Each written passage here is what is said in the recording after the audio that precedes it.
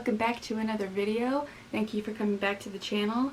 I hope you're having a wonderful day today and that this video finds you in good health. First and foremost, yeah, I know I'm not wearing any makeup right now.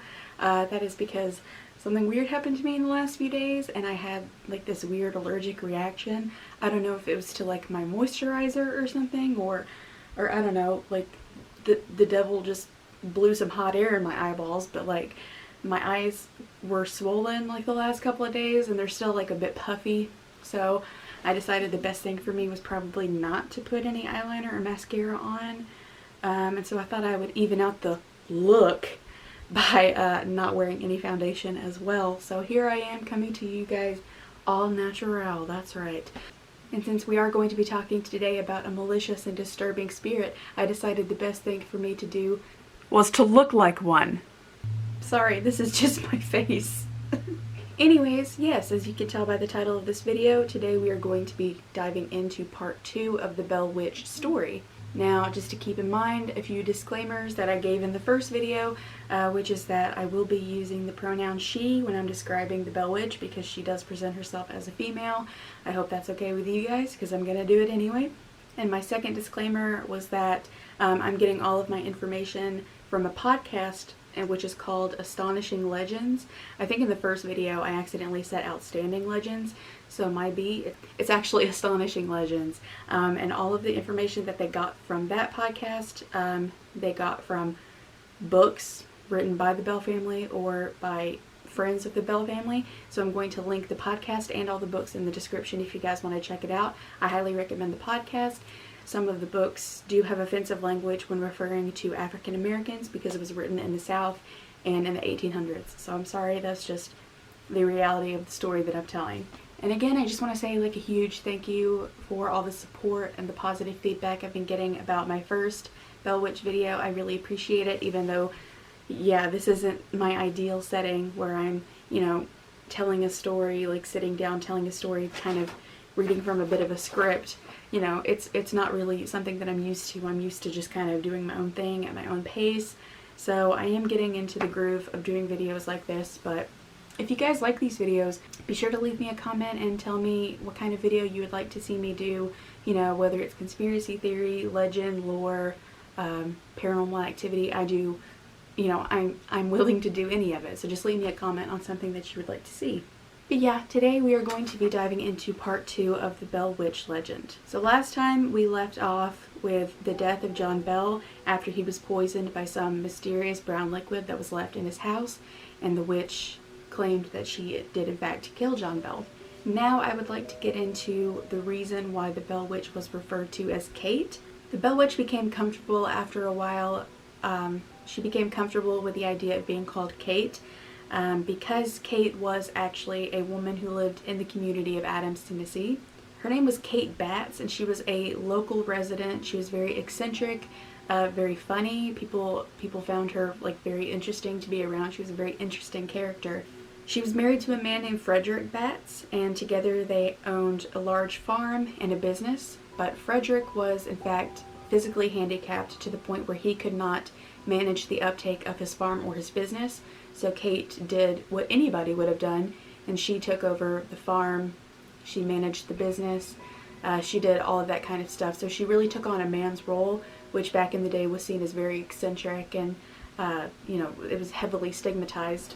But she had to do it to support her husband and her farm and her business. She had to take it all over because her husband simply couldn't.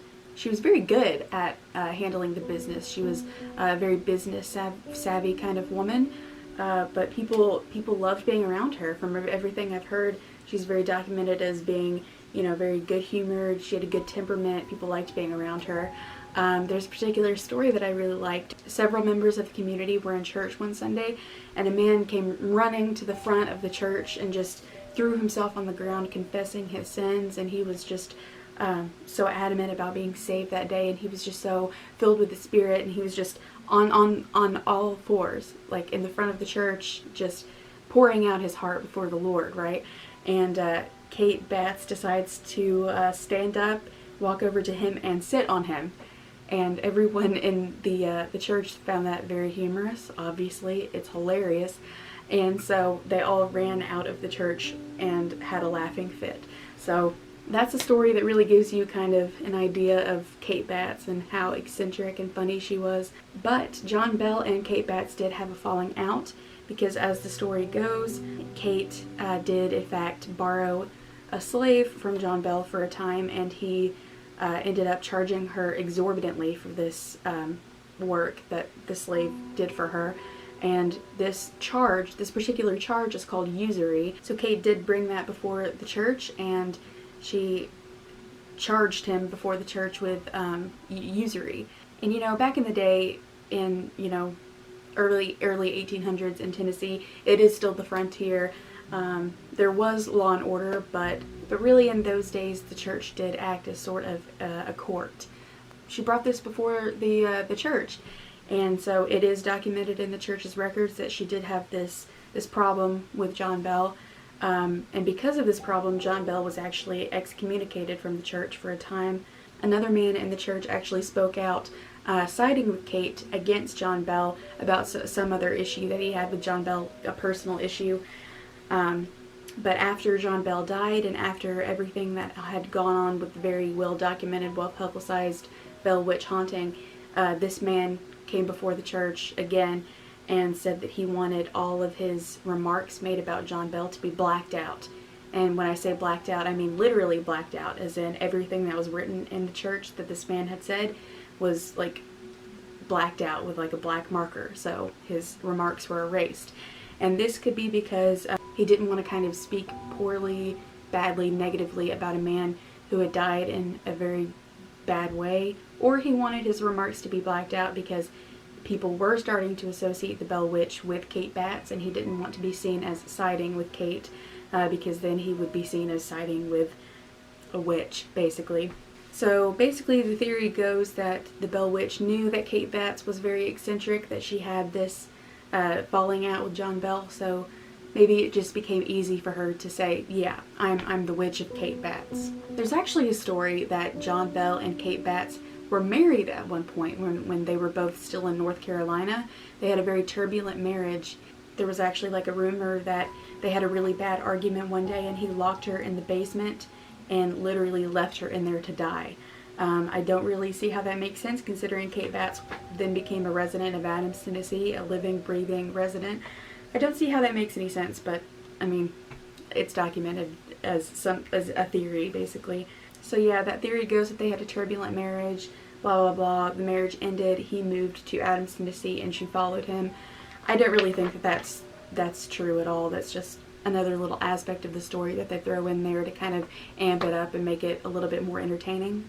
So basically that's why the Bell Witch was referred to as Kate, because she was seen as the witch of Kate Batts. This next incident that I'm going to talk about is very interesting, I think, very entertaining, and it is the Porter incident. So William Porter was a close friend of the Bells, and he may have even been a relative of theirs in some nature. But the story goes that one night the Bell Witch appeared to him as he was laying in bed and said, "Billy, I am going to sleep with you to keep you warm." And he replied, "Well, Kate, if you are, you're going to have to behave yourself." Now, I don't think that this was in any kind of sexual nature or anything of that sort. I'm not entirely sure what it is, but I really don't think it was of a sexual nature. But then he felt something snake-like crawl into bed with him, and the covers were twisted into the shape of a snake at the foot of the bed, and the covers were actually pulled off of him in the process. And so he then jumped out of bed and saw this shape of a snake kind of twisting and writhing around at the end of the bed with the covers around it. And so in the room that he was in, he had a fireplace and there was a fire in there. And so he kind of just jumped into action.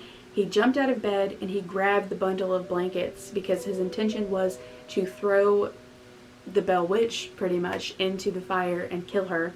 So he grabbed the bundle of blankets and started to move it towards the fire, and as he was doing this, he was overwhelmed with a very offensive stench, and it just overpowered him. And every step he took closer to the fireplace, the bundle got heavier and heavier to hold. And he was a very strong man, so this thing just kept weighing down on him and weighing down on him.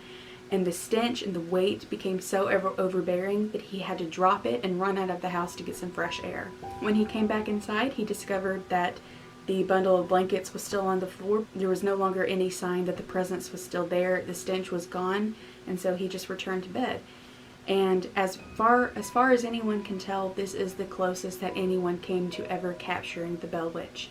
Another story is that a man named Detective Williams came to the Bell house one day, and he claimed that he was a professional investigator, and he was a professional because he was very good at discovering trickery, puppetry, kind of as I described in the first video. He was a professional at finding hoaxes, basically. So he came to the Bell family and they allowed him to stay in order for him to investigate. He ended up staying for a couple of days and nothing happened. And then one night at the Bell family, a bunch of people gathered around, and Detective Williams told them that he thought one of the children was playing a trick on everybody and kind of made this very elaborate hoax. He kind of blamed it on one of the children, and he also blamed it on other members of the family. He just said that the Bell family had concocted this entire hoax. John Bell obviously became very angry at this accusation after he heard it from Detective Williams, and he started to jump up and say something to him and almost kind of make him leave because he was saying these very bad things about his family. It was at this time that Kate said, "No, you don't, old Jack. Let him stay. I will attend to the gentleman and satisfy him that he is not as smart as he thinks." Many people then came later that night to witness what Kate would do to this man because they had heard the story and they knew that Detective Williams was surely in for it. But yet again, nothing really happened until they all started to lay down to go to sleep. They were all kind of sleeping in one general room, probably on the floor, I believe. Pretty soon, Williams woke up to the sensation of being pinned to the floor by something incredibly powerful. It started beating him mercilessly, and he cried out for help from everyone around. And someone lit a candle to see what was going on, and he was definitely being attacked by an invisible force. It was at this time that Kate was violently beating him that she started taunting him with questions. The kind of questions she was asking while beating him was, which one of the family is hitting you right now? Which one of the children is pinning you to the floor? Kind of stuff like that. Anyways, he pled for his life. He was pleading for his life for the witch to stop beating him. But within a few minutes, the beating stopped. He spent the rest of the night just sitting up in a chair next to a candle because he was so afraid to go to sleep. And as he sat up all night, Kate relentlessly mocked him with more questions about, his wild theories about who was doing the beatings and who was making all the weird stuff happen in the house. Detective Williams then left very early in the morning before breakfast, and he never came back. So after John Bell's death in 1821, the Bell Witch prophesied that she would return to the Bell family in 7 years, which she did, actually, in fact. But this time when the Bell Witch returned, they started to hear things just as they did in the very beginning. They started to hear the scratching sounds, the very faint whispering voice, but this time they decided not to antagonize her. They decided not to fuel her any by giving her any attention, and so she was only there for a matter of weeks before she left again. I think the Bell family did themselves a very great favor by not acknowledging that she was there, and in this way it made her disappear a lot faster. So this little tidbit is interesting to me. So after John Bell saw the strange creature with the head of a rabbit and the body of a dog in his field, that was the initial thing, the initial sighting that kind of made all of these hauntings begin. After he initially saw this creature, the family would see rabbits following them around the farm pretty constantly, and Kate would always take credit for this, saying that she had taken the form of a rabbit to follow them around, basically. This is particularly interesting because the rabbit was known in pagan times to be used during certain pagan ceremonies. And the question is then asked, could she actually shapeshift?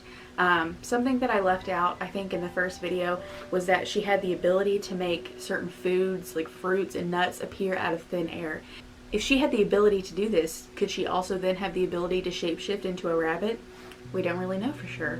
Rabbits were also known to be very popular familiars, which, if you're not familiar with what a familiar is a certain friend, usually in animal form, that could potentially do her bidding for her. I don't know, in certain movies and TV shows, a witch's familiar will be like an owl or a raven, that kind of thing. So rabbits were known to be familiars for witches. Many people across the country, after hearing about the Bell Witch and about everything that she was doing to the family, a lot of people were a lot more superstitious in those days, and after hearing this tale, they decided to believe in her completely, and they believed that she was beyond human comprehension and a complete and total reality. Kate claimed to be all things, and she could shapeshift into whatever she wanted to be at any given moment. And during the initial time of her first visit to the Bell family, if anyone witnessed something strange happening, they would attribute this to the witch. They would say, the Bell Witch is the one doing this. And as far as I know, people in Adams, Tennessee, currently to this day, still say that. If it's a perfectly sunny, beautiful day and rain clouds come out and it starts storming out of nowhere, they say, oh, well, the Bell Witch must have returned. Or if something tragic or strange happens in their lives, they say it's because of the Bell Witch. I think this is honestly just people's way of dealing with something very tragic. It's their way of grieving, or just it's their way of getting through something strange that's going on in their lives. So they try to explain it away with, this folk tale that's been told to them their whole lives because they've grown up in the area where this originally happened. A lot of the times when these strange things would happen to people, they would also see a rabbit, just like following them around or something like that, and they would say, Kate is following me. There's a particular story involved in that where, this is more in modern times, but there was a man named H.C. Sanders, and he claimed to have met the Bell Witch in the form of a rabbit one night when he ran out of gas about 20 miles from the Bell Witch cave. After he ran out of gas, he started walking back towards town, and that's when he noticed that there was a rabbit following him, and he started going, a lot faster. He started running, and the rabbit kept following him, kept following him no matter what, and he eventually ran out of breath, and he sat down on the side of the road, and the rabbit just walked right up to him, and it apparently spoke to him, and it said, "Quite a race we had, wasn't it?" So that just goes to show you that people in Adams, Tennessee and the surrounding area, even still to this day, after hearing about this story their whole lives, will see a rabbit and think that maybe the Bell Witch might be following them, or maybe it's just a joke that they say. People are generally a lot less superstitious than they were back in the good old days. So now we're going to talk about the Bell Witch Cave, because if you have heard of the story, then you probably have heard of the cave. The cave was located on a bluff next to the Red River, and an Indian burial site was located directly above the cave. In the cave, there's actually an ancient stone box Indian grave that at some point was probably robbed, but the area is still marked with stones in the actual cave. I actually have seen this particular area, the particular area where the grave was. I actually have seen that because in October, me and my friend went to visit the Bell family area. They have like a recreation cabin of what the cabin probably looked like, and so I did get to go inside the cave. It was very, very spooky, but I did in fact see that for myself, and it's very, very interesting. So the kids of the Bell family would often go down to the Red River since it was very, very close to their house. They would often go down there to fish and, play around in the river. And they often told stories about how sometimes they would have luck fishing and sometimes they wouldn't.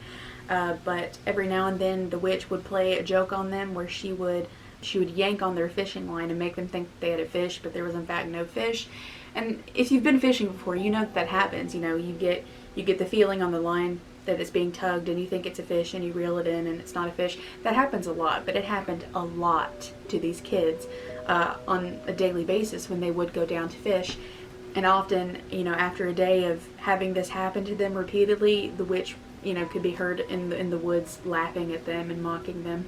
In this way, she continued to feed on their frustration with her, and it really fueled her more intense hauntings along the way. So speaking more about the cave, the kids would often visit the cave. They would play around in the cave, and a lot of kids from the community would come with them to the cave as well, because it was a known landmark in the time. There are two main rooms in the cave. There's the first room after you enter the cave, and then there's a long tunnel that kind of narrows a bit, and it's you kind of have to like slouch down a little bit to get through there. I speak from personal experience because I have been there. And then it opens up into like a second bigger room. So one day a group of these kids were going through the small passage to get to the second room, and a small boy had to kind of crouch all the way down and kind of crawl through an area, and it was at that time that he sank into an area of kind of like quicksand. It must have been like incredibly muddy, or it might have actually been quicksand, but whatever it was, he started to sink very, very fast, and he was struggling a lot and trying to get out, and none of the kids could seem to pull him out of it, and it looked like he would eventually sink all the way in and suffocate. It was all of a sudden that a huge bright light overwhelmed the entire group, came all the way through the cave, and everyone was blinded for a second. And a voice called out and said, "I'll get you." And then all of a sudden the boy felt some hands grab him on his legs, and it pulled him out of the quicksand. And all of the kids decided to keep this a secret from their parents. You know, they didn't want to tell their parents that this young boy had almost, it's thundering, they didn't want to tell their parents that this boy had almost died in the cave, because then the parents wouldn't let them go to the cave anymore. Another way she kind of liked to play tricks on them was that this boy who she had saved earlier that day, he was at home with his family, and the Bell Witch actually came to them in their house that night, and she asked the parents, did you clean all the sand and dirt from behind your young boy's ear? And she then recounted the entire tale for them about what happened, and the boy got in trouble. And so that's a very interesting story to me, because as far as I can tell, the witch really had no vested interest in this boy. She really shouldn't have cared either way if he lived or died. So it's almost like she's malevolent and benevolent at the same time. She decided to save his life, but for what purpose? And it doesn't make any sense, because she's beating the Bell family. She claims to have ultimately killed John Bell Sr. in the end, and yet she decides to save this young boy's life. Like, it doesn't really make any sense. It's a very sad thought for me to think about how lonely the Bell family must have been during this time. I mean, they were constantly visited by people, sure, but people really weren't understanding until they came to the house just how bad these hauntings were. And no church, you know, any church, no matter the denomination, didn't believe that this sort of thing was happening. And so for a while there, before the secret really got out, they must have been just filled with terror and loneliness, and they probably felt like they couldn't confide in anyone at all. And I think in this way, again, she fed off of their sadness and their loneliness even more, and gained even more power from it. Another interesting little fact about the cave is that people who visit the cave today, they may look down and pick up a rock as sort of like a little memory to take home, a little souvenir. And people will take it home, and they will send the rock back to the people who own the cave and own the property. They will send it back to them by mail, and it will usually be accompanied with a letter that says, you know, after we took this rock home, we started hearing strange noises in the house. We started getting beaten in our sleep, you know, things like that. So people will send the rock back, and they will apologize profusely for ever taking the rock from the cave. And so they will tell you as you go inside the cave today, if you go inside for a tour, they will tell you, don't pick up a rock. You know, bad things happen to people who take rocks from this cave. Another interesting story involves a U.S. president, Mr. Andrew Jackson. If you're not familiar with Andrew Jackson, he is a Tennessean. And during this time, he was in the military. He actually fought with John Bell during the War of 1812. He had land very close to the Bells. His travels were very well documented during this time, but there's really no documentation other than the stories found in the books that he was even, that this particular event even happened. But I will tell you the story anyway. So Andrew Jackson was with a large party of like soldiers, and he was coming through the Bell family's land at the time, and they decided to stop on in because, you know, during this time they were visited by many people constantly. And so Andrew Jackson and his men had like a wagon full of like camping supplies, and so they were, you know, set for the night. They were just going to camp in their yard and visit with them. But their wagon became stuck, like on the road to the house. The wagon became stuck, and they got out and looked at it, and they discovered that they weren't stuck in any mud. It was simply that the horses wouldn't go a single step farther, and no matter how much they urged them forward, the horses just would not budge. They wouldn't move. It was at this time that Jackson proclaimed out loud, "It is the witch!" And a voice from the woods called out to him and said, "They can go on now, General." And just as soon as they had stopped, the horses started moving again. And so Jackson and his men finally got to the house, and among Jackson's men there was a man who claimed to be a witch hunter, and he said that he had a silver bullet that he really wanted to try out on the witch. And so all of a sudden he stood up and he said, "I'm being pricked with pins. He like felt it on his backside, and then the voice of the witch called out to him and said, "I am in front of you, shoot." And so he tried to aim his gun and shoot at the witch, but he missed. And then the voice said, "It is my night for fun." The man then began to be slapped by the witch repeatedly, violently beaten. After this entire incident, Jackson decided to stay for an entire week because he was actually entertained by the entire situation that had happened. And the witch, she actually told him at one point, "There's another fraud in your party, General, and I wanted you to know that." And she said, "If you stay a few more days, I will show you who the fraud is." And Jackson's men were all very afraid that they might be outed for some reason or another. And so actually within a week they were gone. But that's another interesting tidbit, I think, that, Andrew Jackson visited the Bell family, and that may or may not have happened, but it's an interesting story nonetheless. Jackson was later quoted saying, "I'd rather fight the entire British Army than deal with the Bell Witch." So another little theory, I guess, as to explain a minor part of this story is that, in the first video I told you that John Bell was having trouble in the very beginning with swallowing, eating, chewing, and drinking, and he was having some muscle spasms in his face. That could be attributed to a disease that was later discovered called Bell's palsy disease. It was not named after him, it was actually named after the doctor who discovered it. That's pretty ironic. But, just because certain diseases weren't, recognized until more modern times, it doesn't mean that they didn't exist before then. So he could have actually been afflicted with this disease, and that could be a way of kind of explaining what was going on with his face at the time. Just to give you an example, Sylvester Stallone actually has Bell's palsy. So a question that's often asked is, did the Bells just create this elaborate hoax and ploy in order to charge people to come to their house and to get a glimpse of the Bell Witch? There's really no documentation to support the idea that the Bells were taking any kind of money, charging any kind of admittance fee for people to come into their house. They were very generous, very hospitable people by nature, so when people would come to the house, they would feed them as much as possible. They would allow them to stay at the house for as long as they wanted. Honestly, when you look at it, they weren't getting any money from the situation. They were losing money because they had to buy so much food to keep in the house for any visitor that came by. There's also the theory that one of the kids just got really good at ventriloquism and could, throw their voice across the house, could impersonate other people's voices, seemingly turn invisible, and beat their family in the middle of the night. I mean, obviously this probably didn't happen. It probably wasn't one of the children pulling off all these elaborate stunts. So there's another interesting time when the kids were down at the river. They were on their way to the river, and the witch told them, there's a really bad storm that's going to blow in. It's going to be really dangerous for you to go down there, so I would suggest you don't go down there. The witch was telling them not to go down there that day because of the storm, and the kids ignored her and they went on anyway. And sure enough, a storm blew in, and a bunch of trees were falling down, a bunch of tree branches all around them, and it was getting very dangerous very quick. And so the witch called out to them and told them to cross the river right now or surely you will die.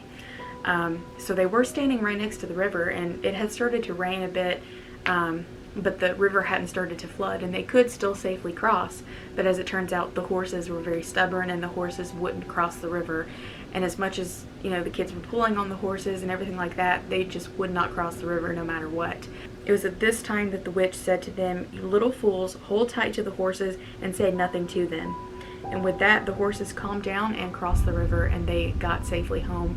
I don't know if you can hear that thunder behind me, but it is really coming down outside right now, speaking of a storm.